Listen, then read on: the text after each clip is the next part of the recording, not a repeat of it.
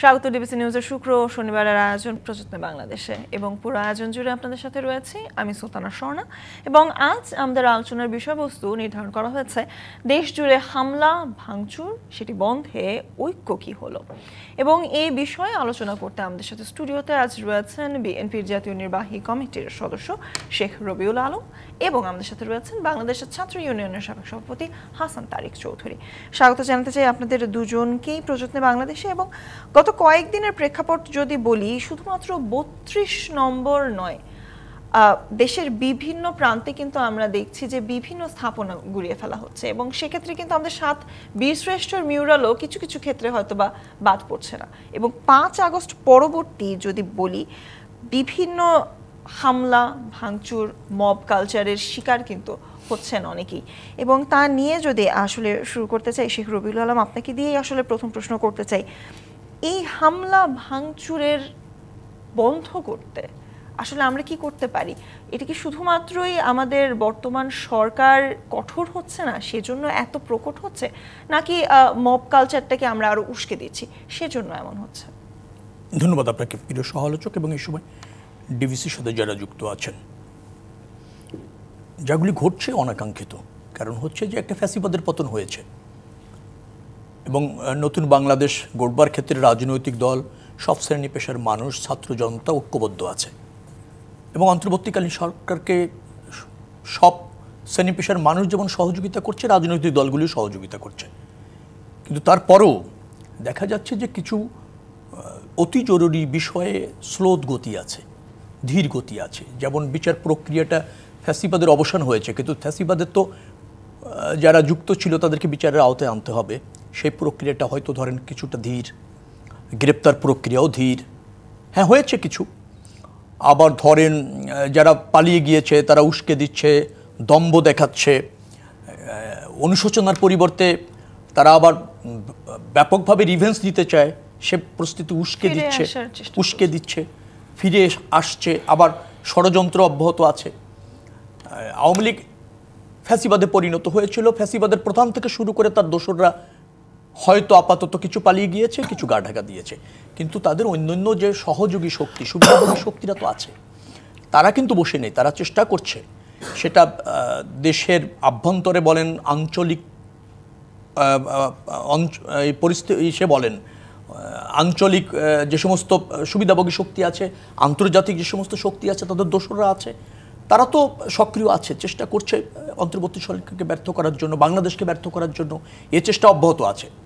এখন প্রশ্নটা হচ্ছে যে অব্যাহত আছে বিধায় এই যে অরাজকতা, সেই অরাজকতায় একটা জিনিস ক্ষতিগ্রস্ত হবে যে বাংলাদেশে একটা সরকার স্থিতিশীল পরিবেশ তৈরি করতে পেরেছে, একটা নির্বাচনী আগাম পরিবেশ উন্নততর হচ্ছে বা অগ্রাধিকার পাচ্ছে। এই জিনিসগুলি যদি আপনি এস্টাবলিশড করা যেত তাহলে আমার মনে হয় অস্থিরতাটাকে আরও বেশি নিয়ন্ত্রণ করা যেত। সেটি না হলে যেটা হচ্ছে যে বাংলাদেশে অস্থিরতা বিরাজ করছে, একটা গণ অভ্যুত্থান হয়েছে, পাল্টা অভ্যুত্থানের চেষ্টা হচ্ছে, এইগুলি যখন আন্তর্জাতিক গণমাধ্যমে আপনার উপজীব্য হচ্ছে, তখন নিশ্চয়ই বাংলাদেশের ইমেজ এবং বাংলাদেশের যে পরিবর্তন বা যে গণতান্ত্রিক বাংলাদেশ, যে সমৃদ্ধ বাংলাদেশ, যে জনগণের বাংলাদেশ প্রতিষ্ঠার জন্য এত বড় স্যাক্রিফাইস হলো, এত বড় গণ অভ্যুত্থান হলো, হাজার হাজার মানুষ জীবন দিল, হাজার হাজার মানুষ আহত হলো, তো সেটা হয়তো উৎসন্নে যাওয়ার সমূহ সম্ভাবনা ক্রিয়েট হবে যদি না আমরা সংযম দেখাই, যদি না আমরা ধরেন বৃহত্তর সাথে ঐক্যবদ্ধ না থাকি। এবং আইন শৃঙ্খলা পরিস্থিতির উন্নতির একান্তই প্রয়োজন। আমরা দেখতে পেলাম যে অপারেশন ডেভিল হান্ট শুরু হয়েছে, এটা আরও আগে হলে আরও ভালো হতো। এবং যে সমস্ত আওয়ামী লীগের দোসররা, ফ্যাসিবাদের দোসররা এবং ফ্যাসিবাদের সাথে যুক্ত যে সমস্ত অপশক্তি এখনও দেশে আছে, তাদেরও কিন্তু আইনের আওতায় আনার প্রয়োজন আছে। আমি কিন্তু আবার আইন হাতে তুলে নেওয়ার বিপক্ষে। আইন হাতে তুলে নিলে আবার নিজের হাতে কোনো গোষ্ঠীগতভাবে যদি কেউ নিয়ে নেয়, অথবা ধরেন আপনি বৈষম্য বিরোধী আন্দোলনের নামেও যদি কেউ নিয়ে নেয়, সেটা কিন্তু কাম্য না এবং সেটা কিন্তু স্বস্তি আনে না এবং সেটা দেশের জন্য ক্ষতি হয়। আমরা সংযম থাকব, দেখাবো, সমন্বয়টাকে আরও অগ্রাধিকার দিব এবং আইন শৃঙ্খলার পরিস্থিতির উন্নতি করে দেশকে স্থিতিশীল পরিবেশে আনতে হবে এবং দুষ্কৃতকারীদের বিচারের আওতায় আনতে হবে, গ্রেপ্তার করতে হবে। তার চেয়ে বড় হচ্ছে যে জনগণের একটা সরকার প্রতিষ্ঠা করবার জন্য কিন্তু জন আকাঙ্ক্ষা রয়েছে। রাজনৈতিক দলগুলিরও এই রাষ্ট্র ব্যবস্থাপনায় অংশ নেওয়ার প্রয়োজন রয়েছে জনরায়ের ভিত্তিতে।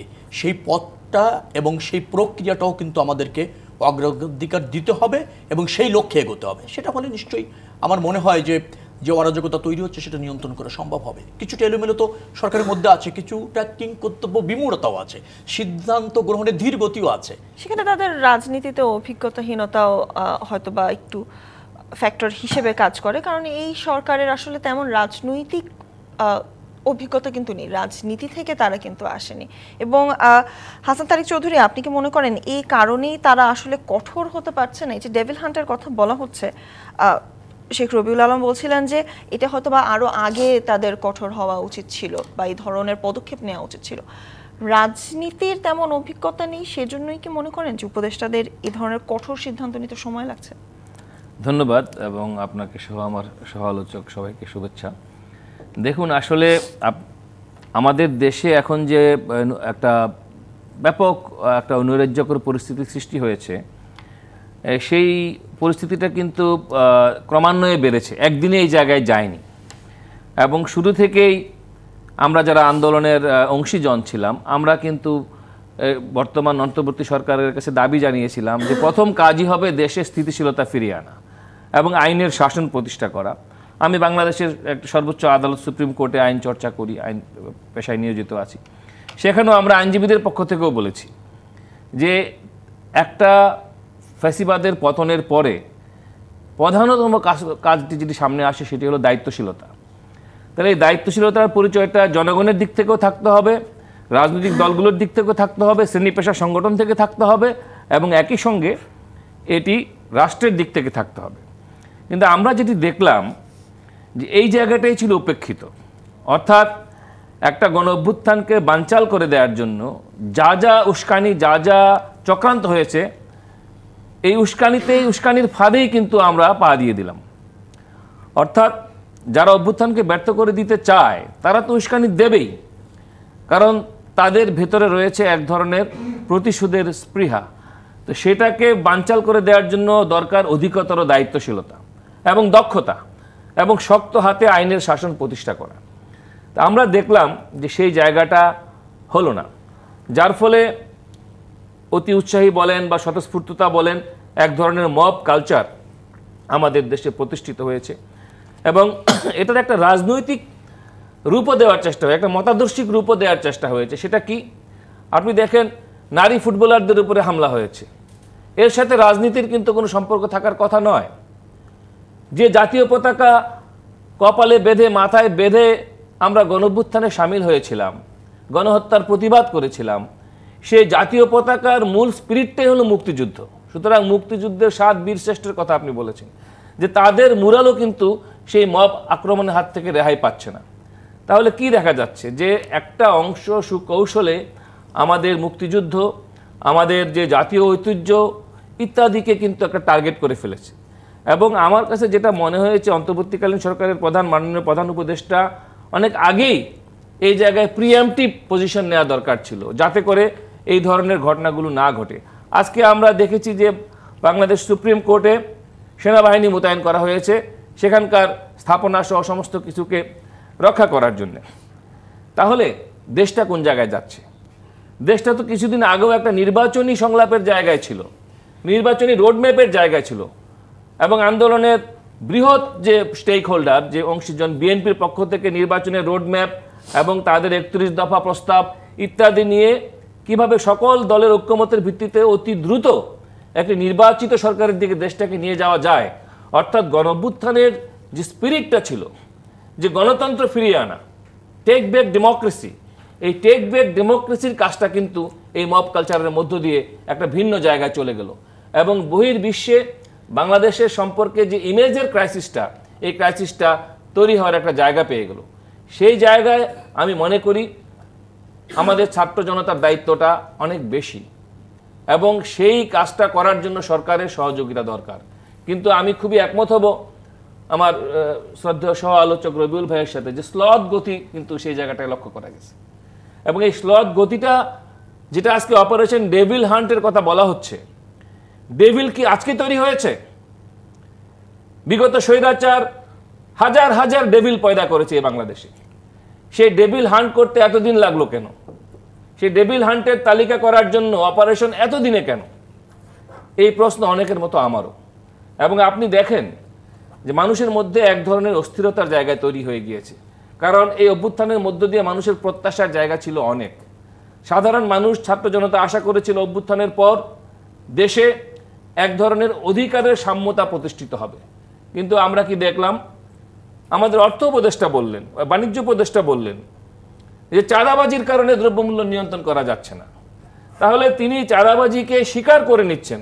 তাহলে এই চাঁদাবাজি যে করছে সে ডেভিল কারা? সে ডেভিলদেরকে কেন আইনের আওতায় আনা হচ্ছে না? কেন তাদের তালিকা স্বরাষ্ট্র মন্ত্রণালয় প্রকাশ করছে না? সুতরাং ডেভিল সচিবালয় থেকে শুরু করে সর্বত্র। এবং আজকে আমরা যদি মনে করি, কেউ যদি মনে করে যে মব দিয়ে অরাজকতা সৃষ্টি করে, নৈরাজ্য করে গণঅভ্যুত্থানকে সফল করা যাবে, তাহলে আমি মনে করি যে তারা বোকার স্বর্গে বসবাস করছেন।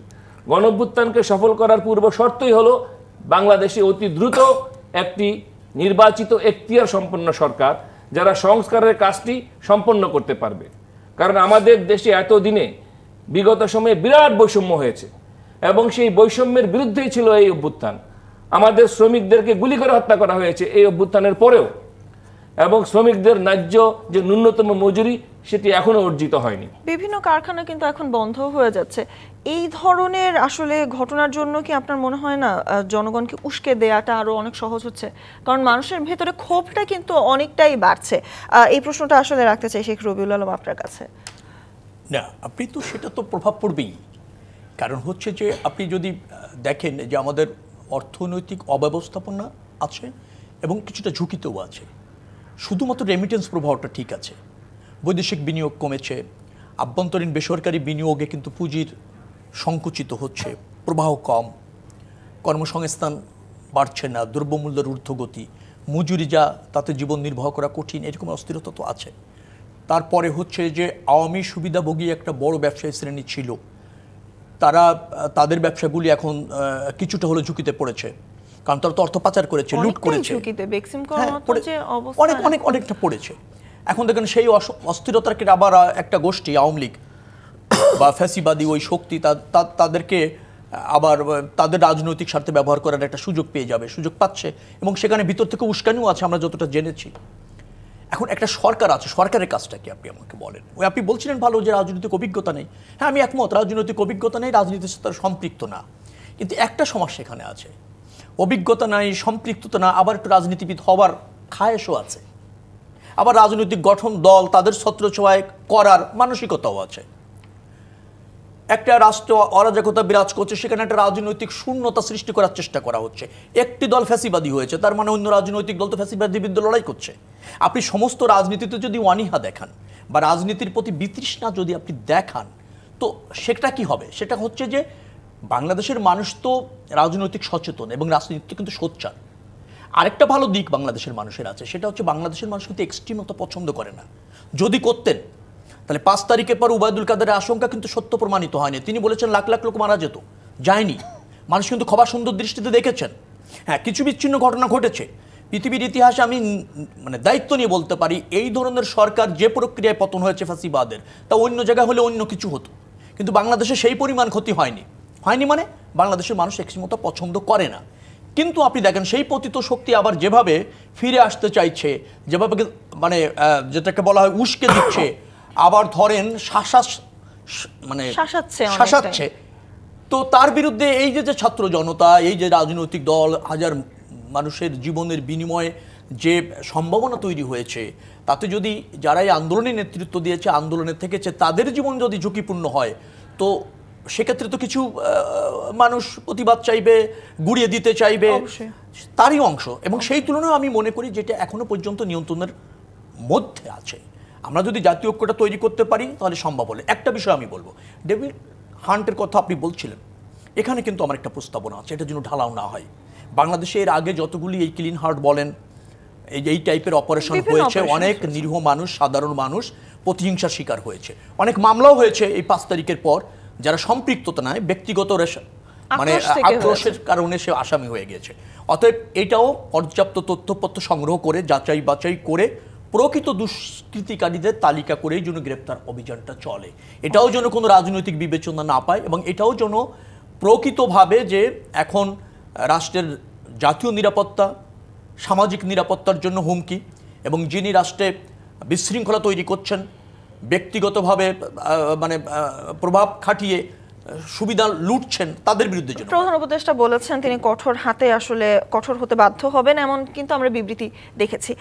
এ পর্যায়ে প্রযত্নে বাংলাদেশে নিতে চাই ছোট্ট একটি বিরতি, সাথেই থাকুন। আবারও স্বাগত জানাতে চাই প্রযত্নে বাংলাদেশে এবং আমরা আজ আলোচনা করছি দেশ জুড়ে হামলা ভাঙচুর বন্ধে ঐক্য কি হলো এই বিষয়ে, এবং এই নিয়ে আলোচনা করতে আমাদের সাথে স্টুডিওতে রয়েছেন বিএনপির জাতীয় নির্বাহী কমিটির সদস্য শেখ রবিউল আলম এবং আমাদের সাথে রয়েছেন গণতান্ত্রিক আইনজীবী সমিতির সাধারণ সম্পাদক হাসান তারেক চৌধুরী। আবারও স্বাগত জানাতে চাই আপনাদের দুজনকে। এবং হাসান তারেক চৌধুরী, আমরা বিরতির আগে আসলে কথা বলছিলাম যে মব কালচারটা নিয়ে, আপনার কথা প্রসঙ্গেই আসলে এসেছিল।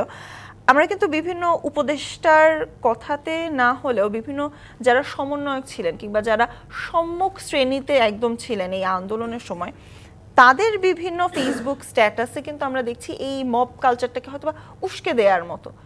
গতকালকের কথাই যদি বলি, গাজীপুরের কথা যদি বলি, গাজীপুরে যখন 10:30 11টা থেকে শুরু হলো হামলা এবং ধাওয়া পাল্টা ধাওয়ার ঘটনা, তারপর কিন্তু আমরা ভোর রাতে দেখেছি দুজন সমন্বয়ককে সেখানে যেতে, এবং তাদের ভাষাতেও কিন্তু কিছুটা এরকম মব কালচার বা কিছুটা উস্কে দেওয়ার মতোই শব্দ ছিল। সেক্ষেত্রে আসলে জানতে চাই, দেশ জুড়ে এই হামলা ভাঙচুর তারা উস্কে দিচ্ছে না আমরা উস্কে দিচ্ছি? উস্কে দিচ্ছেটাকে? উস্কানি তো আসছে কোনো না কোনো জায়গা থেকে। জি, ধন্যবাদ আপনাকে। আসলে দেখেন, উস্কানির ব্যাপারটা প্রধানত আসে হলো অভ্যুত্থানের যে পরাজিত শক্তি তাদের দিক থেকে, এবং সেটা আমি আগেই বলেছি।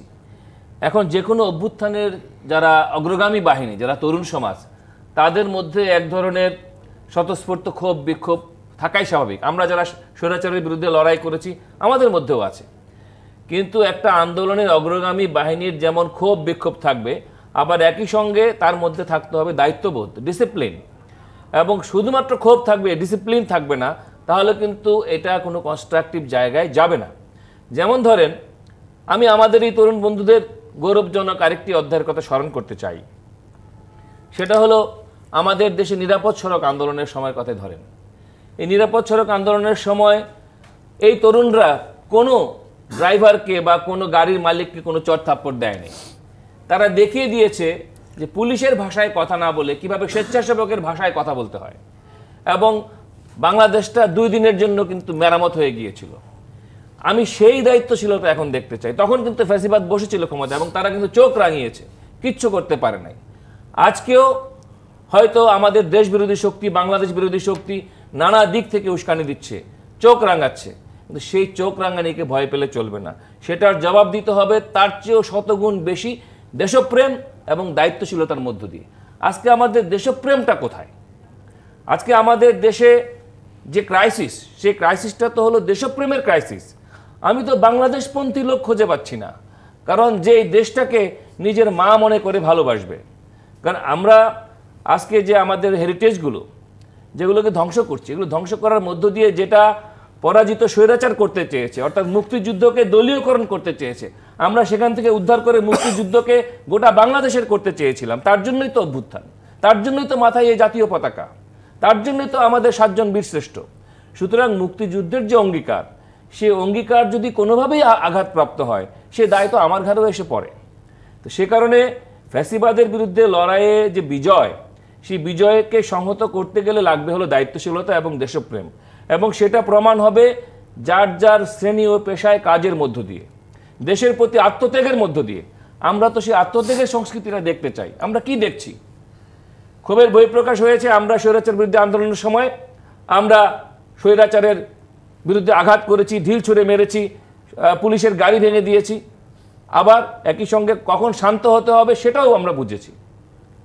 আমরা তো কখনো জনগণের সম্পত্তি ধ্বংস করতে চাই নাই।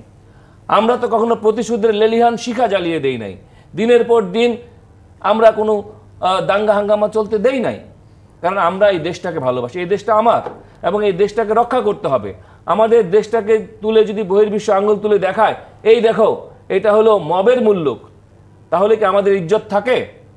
সুতরাং আমাদের ইজ্জত, যে ইজ্জত নষ্ট করে দিয়েছিল স্বৈরাচার ফ্যাসিবাদ, সে আমাদের দেশটাকে যে বেগানা করে দিয়েছিল, সেই দেশের আব্রুকে ফেরত আনার দায়িত্ব এখন আমাদের।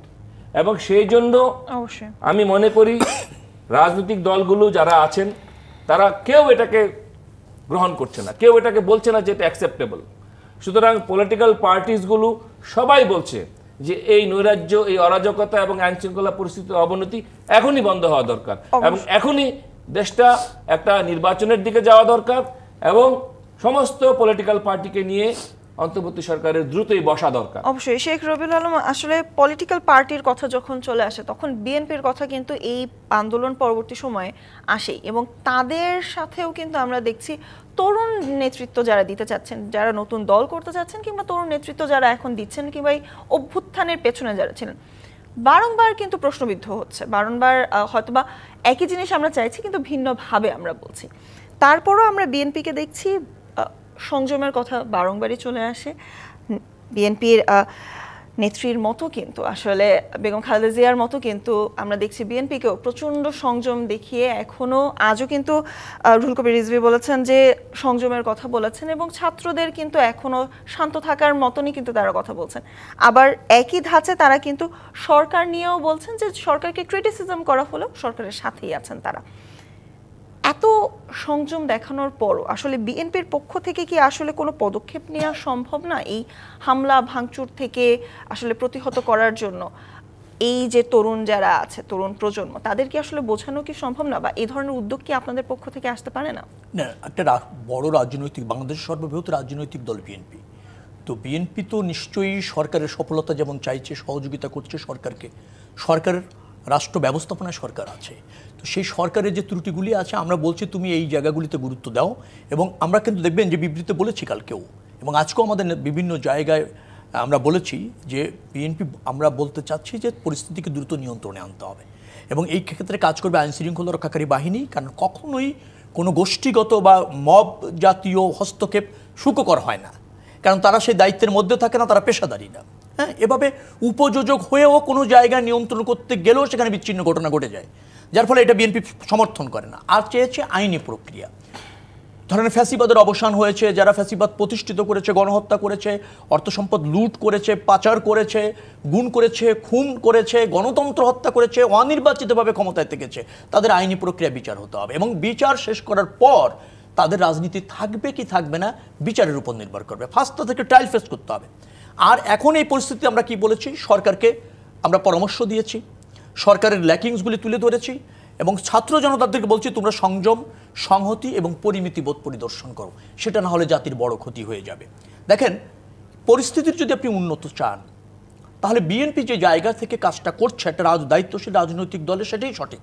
কারণ আমাদেরকে আর্থসামাজিক পরিস্থিতি বিবেচনা করতে হচ্ছে, আইন শৃঙ্খলা পরিস্থিতি বিবেচনা করতে হচ্ছে, আবার ফ্যাসিবাদী একটা আতঙ্ক, একটা ধরেন যেটাকে বলা হয় রিভেন্স বড় আকারে নেওয়ার, তাদের যে ফ্যাসিবাদী গোষ্ঠীর যে ইচ্ছা প্রচেষ্টা, সেটাকেও ফেস করতে হচ্ছে।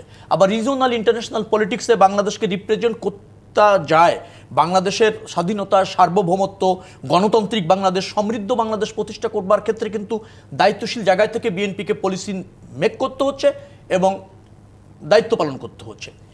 মনে রাখা দরকার যে আসলে নির্বাচিত সরকার ছাড়া আপনি এই ধরনের পরিস্থিতি নিয়ন্ত্রণ পরিপূর্ণভাবে করতে পারবেন না। কারণ নির্বাচিত সরকার হচ্ছে জনগণ কর্তৃক নির্বাচিত, হয়তো জনগণের কাছে দায়বদ্ধ থাকে। আবার ধরেন তার একটা আছে, সেটা হলো জবাবদিহিতা থাকে, জনসম্পৃক্ততা থাকে। এই তিনটি জিনিস ছাড়া আপনি শুধুমাত্র প্রশাসনের কেন্দ্রবিন্দু থেকে যদি ম্যানেজ করা যেত তাহলে তো আপনার পাকিস্তান নিরাপত্তা, তাই না? আপনি নির্দয় হয়ে কঠোর হয়ে যদি পারতেন, পাকিস্তান নিরাপত্তা পারেনি, ব্রিটিশরা পারতো, পারেনি এক পর্যায়ে। তো আমাদের যেটা করতে হবে সেটা হচ্ছে জনসম্পৃক্ত সরকার, যে হচ্ছে জনগণের দৌড়গোড়ায় থাকে, সেই কেবলমাত্র জন অসন্তোষ বা জনক্ষোভকে নিয়ন্ত্রণ করতে পারে, আবার জনকল্যাণও নিশ্চিত করতে পারে। এই দুটির যদি আপনি ভারসাম্য না করেন, শুধুমাত্র বিজ্ঞ অভিজ্ঞ ব্যক্তি দিয়ে হয়তো গবেষণা করা যায়, কিন্তু রাষ্ট্র ব্যবস্থাপনা করা যায় না। অবশ্যই এই পর্যায়ে আসলে প্রয়োজনে বাংলাদেশে আরেকটি বিরতি নিতে চাই, সাথেই থাকুন। আবার স্বাগত জানাই প্রযত্ন বাংলাদেশে। আমরা আজ আলোচনা করছি দেশ জুড়ে হামলা ভাঙচুর বন্ধে ঐক্য কি হলো এ নিয়ে, এবং আলোচনা করতে আমাদের সাথে স্টুডিওতে রয়েছেন শেখ রবিউল আলম এবং আমাদের সাথে রয়েছেন হাসান তারেক চৌধুরী। আবারও স্বাগত জানাতে চাই আপনাদের দুজনকে, এবং শেখ রবিউল আলম আপনাকে দিয়ে এবার এ পর্যায়ে আসলে শুরু করতে চাই। যেহেতু ঐক্যর কথা হচ্ছে, জাতীয় ঐক্যটা আমরা কতটুকু করতে পারছি হামলা ভাঙচুর বন্ধ করার জন্য? কারণ কেউ কিন্তু সংঘাত চায় না। আপনি বিরতির আগে বলছিলেন কিন্তু আমরা সংঘাত চাই না এমন একটা জাতি, আমরা কিন্তু খুব শান্তিপ্রিয় একটা জাতি হিসেবেই, কিন্তু তারপরেও কিন্তু বারংবার এই হামলা ভাঙচুর দেখছি। জাতীয় ঐক্যটি কি আমরা করতে পারছি না? না, জাতীয় ঐক্য আমার মনে হয় যে জাতীয় ঐক্য এখনো প্রশ্নবিদ্ধ হয়নি, তবে যতটা অটুট হওয়া থাকার দরকার ছিল সেটা হয়নি। আবার এটা হওয়া সম্ভব না, কারণ ভিন্ন মত তো আছে। জাতীয় স্বার্থে জাতীয় ঐক্য থাকা দরকার, সব বিষয়ে জাতীয় ঐক্য হতে এমন কোনো কথা নেই। কারণ হচ্ছে যে আপনার চিন্তা একরকম, আপনার রাষ্ট্র ব্যবস্থাপনার চিন্তা আরেক, রাষ্ট্রীয় দর্শন একরকম, আমার রাষ্ট্র দর্শন একরকম, এবং জনগণের জন্য আমার কমিটমেন্ট একরকম, আপনার কমিটমেন্ট একরকম, সেখানে ভিন্নতা থাকুক, কিন্তু জাতীয় বৃহত্তর স্বার্থ ক্ষতিগ্রস্ত যাতে না হয় সে ব্যাপারে সজাগ থাকতে হবে, সচেষ্ট থাকতে হবে। আমার ধারণা হচ্ছে এই পরিমিতি বোধের জায়গাটা আমরা মনে হয় একটু গুলিয়ে ফেলেছি, আমরা এলোমেলো করে ফেলছি। এবং আমার ধারণা যে যে স্যাক্রিফাইসের মাধ্যমে আমরা একটা সমূহ সম্ভাবনা বাস্তবায়ন হচ্ছে নতুন বাংলাদেশ বিনির্মাণের, সেটা ঝুঁকিতে চলে যাচ্ছে আমি তা বলবো না, কিন্তু এরকম ক্রমাগতভাবে থাকলে চলে যাবে, প্রশ্নবিদ্ধ হচ্ছে, চলে যাবে না। প্রশ্নবিদ্ধ তো আছে, হচ্ছে, এই হওয়াটাই ক্রমাগত থাকলে হয়তো ঝুঁকিতেও চলে যাবে। একটা সরকার, আমি আবারও বলছি, সব শ্রেণী পেশার মানুষের সরকার এটা, কিন্তু সরকার কেন যেন বোঝে না যে তারও কিছু সীমাবদ্ধতা রয়েছে এবং তারও ক্ষমতায় থেকে কিছু দায়িত্ব রয়েছে, এবং সেই দায়িত্বগুলির মধ্যে আবার কিছু গুরুত্বপূর্ণ দায়িত্ব রয়েছে যেটা সে করতে বাধ্য, অথবা জাতি তার কাছে প্রত্যাশা করেই। এই জায়গাটা আপনি দেখবেন ছোটোখাটো দাবির ব্যাপারে আন্দোলন হলে সরকার তাড়াতাড়ি গিয়ে সেটা মিট আপ করছে, কিন্তু আমাদের আর্থসামাজিক অবস্থা যদি যান, আমাদের আইনশৃঙ্খলা পরিস্থিতি যদি যান, আমরা একটা গ্রহণযোগ্য নির্বাচনের পথ দ্রুত উন্মুক্ত করা দরকার এবং সেই লক্ষ্যে এগোনো দরকার। সেখানে কিন্তু দেখবেন যে কিছুটা শৈথল্যতা রয়েছে। 6 মাস হয়েছে, আপনি প্রশাসন সংস্কার বলছেন, ধরেন নির্বাচন কমিশনের সংস্কার, বিচার বিভাগের সংস্কার, অথবা ধরেন গণমাধ্যম সংস্কার, যেগুলি আমরা বলছি, সেগুলিতে আমরা কি ঐক্যমতে পৌঁছাতে পারলাম? অথবা ঐক্যমতে পৌঁছানোর ব্যাপারে আমরা এখন তো এস্টাবলিশড হওয়া উচিত ছিল, ঐক্যমত্য পরের কথা, কার্যক্রম শুরু হওয়াই উচিত ছিল, সেখানে কিন্তু আমরা পারিনি। এবং সেখান থেকে সুনির্দিষ্ট বিবৃতিও যদি আপনি বলেন বা দিক নির্দেশনাও কিন্তু সরকার নাই। সরকার কি চায় এখনও অনেকে রাজনৈতিক দল কখনো কখনো বুঝতে পারে না। আবার রাজনৈতিক দলগুলির সাথে সরকারের যে একটা ব্রিজ থাকা দরকার প্রত্যেকটা ঘটনা, অথবা ধরেন রাষ্ট্র ব্যবস্থাপনায় তাদের সাথে যে শেয়ারিং থাকা দরকার, সেখানেও কিন্তু ঘাটতি রয়েছে। বরং নিজেরা খুব ভালো জানেন, বোঝেন, এটা এস্টাবলিশ করার জন্য কিছু উপদেষ্টা বা সরকারের মধ্য থেকে সেই ধরনের প্রচেষ্টাও রয়েছে। এই জায়গাগুলি যদি আমি আবারও বলতে চাই যে সরকার যদি এই জায়গাগুলি চিহ্নিত না করে অগ্রাধিকার ভিত্তিতে, কি তার অবশ্যই করণীয় আর কি তার করণীয়, অবশ্যই করণীয়গুলিকে সবচেয়ে আগে গুরুত্ব যদি না দেয়, তাহলে আমার মনে হয় যে সরকারের বিরুদ্ধেও মানুষের, কারণ আমরা তো একটা অস্থিতিশীল পরিবেশের মধ্যে রয়েছে, তাই না, শঙ্কার মধ্যে আছি, আমাদের কিছু সীমাবদ্ধতা আছে, তো আমরা তো আমাদের রাষ্ট্রীয় ইনস্টিটিউটগুলি একেবারে স্বতন্ত্রভাবে ফাংশন করে না, সেখানে পক্ষপাতিত্ব আছে, অথবা রাজনৈতিক মতাদর্শ প্রাধান্য পায়।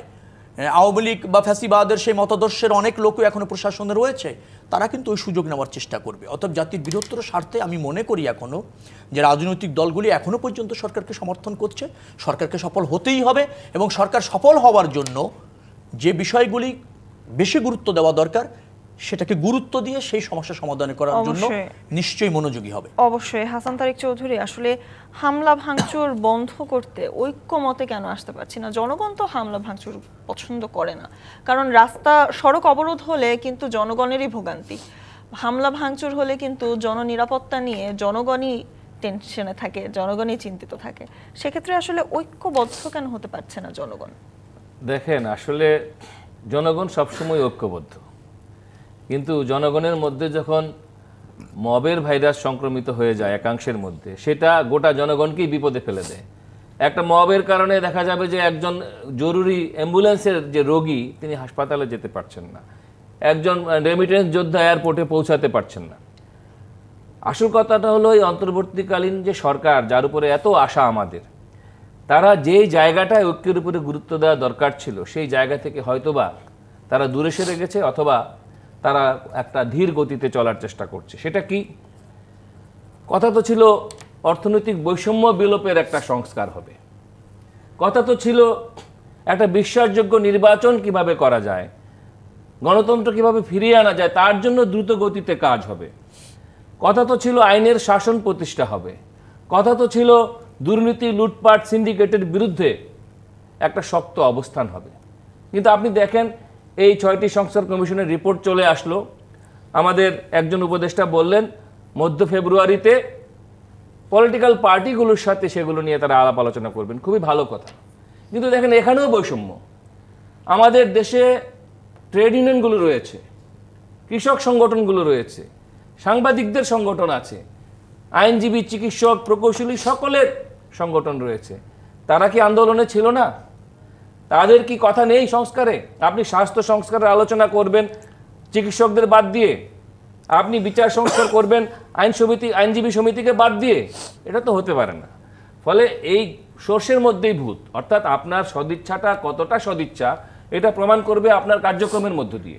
সুতরাং আজকে জনগণের যে হতাশার জায়গা, এমন জায়গায় চলে গিয়েছে যে মানুষ ইনফরমেশনটাই পায় না। গোটা দেশটাই এখন কার্যত চলছে রিউমার স্ক্যানারের উপরে ভিত্তি করে। সুতরাং এইভাবে রিউমার স্ক্যানার নির্ভর যদি দেশের মানুষের ইনফরমেশন ফ্লো চলতে থাকে, তাহলে নানান গুজব হবে এবং গুজব থেকে আবার একটা মবের সৃষ্টি হবে। এভাবে একটা দেশ চলতে পারে না। সেজন্যই আজকে এই বাংলাদেশের সামনে একটা বিরাট চ্যালেঞ্জ। এই চ্যালেঞ্জ হলো দেশটাকে রক্ষা করার চ্যালেঞ্জ, এবং বাংলাদেশের প্রতি কমিটেড, বাংলাদেশের জনগণের প্রতি কমিটেড দায়িত্বশীল যে পলিটিক্যাল অ্যাকশন, সেটা আজকে জরুরি হয়ে পড়েছে। সে কারণে আমরা যারা গত 16 বছর বলেছিলাম যে দুঃশাসন হটাও, ব্যবস্থা বদলাও এবং বিকল্প তৈরি করো, সুতরাং এই বিকল্পটাই তো হচ্ছে না। অবশ্যই অবশ্যই সেই বিকল্প তৈরি হোক এমনটাই আসলে প্রত্যাশা থাকবে। আর এর মাধ্যমে শেষ করছি প্রযত্ন বাংলাদেশ। আমাদের সাথেই থাকুন।